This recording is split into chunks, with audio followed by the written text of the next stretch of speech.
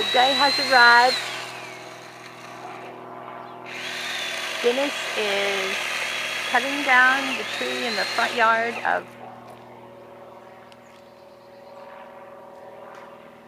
Firefly Drive in Austin, Texas.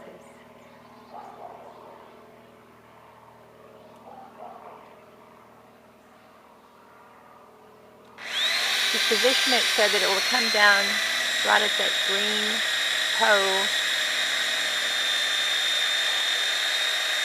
avoiding the mailbox like he so nicely protected it with the plywood this time as well as last time when he cut the tree down right to the left of this.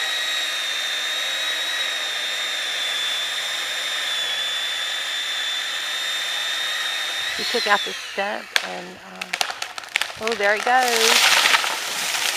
Wow, that was impressive.